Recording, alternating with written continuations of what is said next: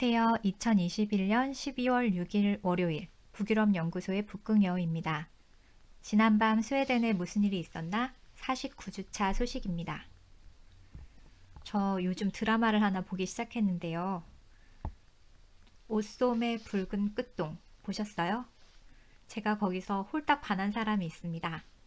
바로 성가덕임, 성덕임입니다. 성덕임은 조선시대 궁녀입니다. 밝고 명랑한 그는 자신의 일을 사랑하며 주도적이죠. 위태한 처지에서도 자신이 섬기는 세손 이산을 지키겠다고 나서고 권력자 앞에서도 당당하게 의견을 말합니다.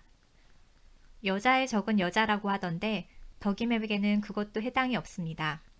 경쟁자도 품을 줄 아는 덕임은 상대를 배려하고 의리를 지킵니다. 성별을 떼놓고 보아도 매력적인데 사극 속 여성으로는 흔치 않은 인물이라서 더욱 눈이 갔습니다. 아마 중전이 되면 칭찬이 자자할 테고 왕이 되어도 성군이 되었을 것입니다.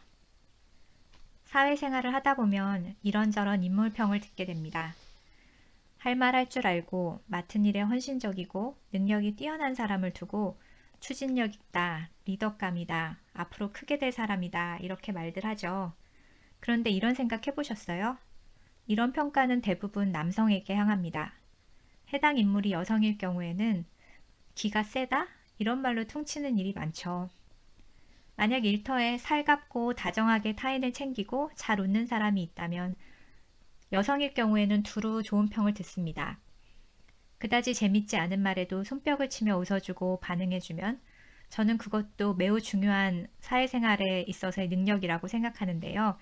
업무 처리가 좀 부족하더라도 이런 사람은 그 이상의 평가를 받습니다. 그런데 만약에 남성이 그런 성향이라면 때로 되려는 평가절하되기도 합니다. 사람마다 성향이 다르고 잘하는 영역이 다른데 성별로 누군가의 능력과 잠재력을 제한할 필요가 있을까요? 전 어릴 적에 달리기를 잘했습니다. 저의 목표는 제일 빠른 여자애가 아니라 그냥 제일 빠른 애였습니다. 학창시절 내내 성별과 별로 상관없이 어울리고 경쟁하며 지냈습니다. 일하면서 만나는 사람들도 성별로 나누거나 상하관계로 분류하기보다 그냥 동료로 대합니다. 상대도 저를 그렇게 대해주는 편이 편합니다. 어느 날 생수통을 교체하려고 입구를 거꾸로 세워서 들다가 발을 찧었습니다. 우당탕 소리가 나서 사람들이 몰려왔는데 아픈 것보다 솔직히 수치스러웠습니다. 저는 그 유명한 K 장녀인데다가 집안에서도 차별이나 비교 없이 독립적으로 자랐기 때문에 무엇이든지 스스로 하는 것에 익숙합니다. Girls can do anything. 이렇게 생각하면서 자랐기 때문에 누군가한테 부탁을 해야 하는 상황이 불편합니다. 나중에 한 남자 선배에게 그 이야기를 했더니 답하기를 그건 남녀의 차이가 아니야. 생수통은 나도 못 들어. 전에 한번 들다가 사무실 온 바닥에 물을 쏟아서 다들 근처만 가도 말리거든. 생수통 교체는 여자라서가 아니라 노약자가 하기 어려운 일이고 사람마다 강점이 다른 거 아닐까? 만약 누군가가 외국어를 북극여우씨만큼 잘하지 못한다고 해서 수치스러워하거나 부탁을 미안해해야 하는 건 아니잖아? 그 말을 들었는데 고마운 충고였습니다. 노르웨이는 2003년부터 공기업과 상장기업의 임원 중에 여성을 최소 40%가 되도록 하는 여성 할당제를 도입했습니다. 제도가 시행되었을 때 반응이 궁금해서 한국에 주재했던 노르웨이 외교관 친구에게 물어본 적이 있습니다. 노르웨이는 이미 한국보다 훨씬 평등한 사회인데 굳이 할당제를 할 필요가 있었는지, 공정한 경쟁의 규칙을 벗어나서 여성에게 특혜를 주는 것은 아닌지, 남성이 반발하진 않았는지 물어보았습니다. 답변이 흥미로웠습니다. 교육의 기회도 평등하고 경쟁의 기회도 열려있는 것은 사실이지만 과거 오랫동안 축적되어 온 관습과 인맥은 여전히 남성 중심이기 때문에 능력이 있음에도 여성이기 때문에 그 자리에 임명하는 것을 주저하는 것, 이걸 희석하기 위해서 약간의 넛지가 필요했다고 합니다. 실제로 처음에는 여성 할당제에 대한 반발과 의구심이 있었지만 시행 후에 자리가 잡히고 나서는 조직 내의 만족도도 올라가고 경영 성과도 좋아졌다고 합니다. 할당제 초기에 임원이 된 여성들의 면면을 살펴보면 같은 직급의 남자 임원에 비해서 젊고 학위가 있거나 유학을 다녀온 사람이 많았다고 합니다.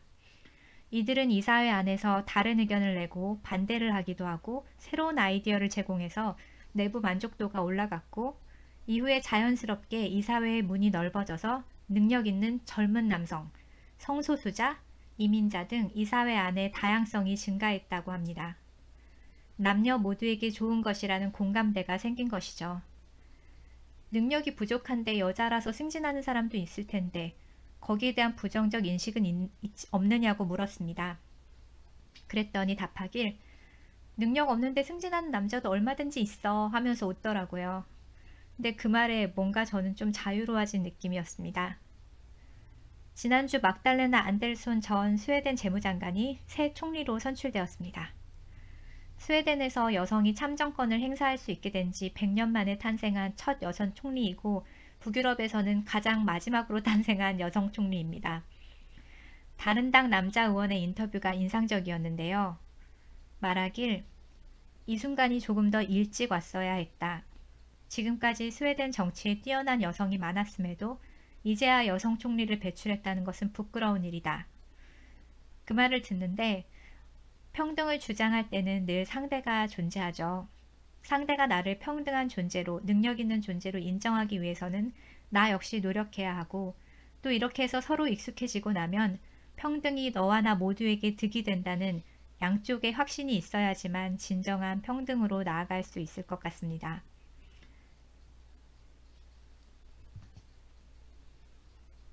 민감한 주제이지만 서로 대화하고 이해하려고 노력하면서 서로에게 모두 도움이 되는 방향으로 나아갈 수 있었으면 좋겠습니다. 남자, 여자가 아닌 한 개인으로 서로를 대할 수 있으면 좋겠고요. 그럼 저 북극 영어는 햇빛을 좀 쐬러 나가보겠습니다. 헤이도! 더 많은 뉴스는 북유럽연구소 브런치나 페이스북을 참조하세요.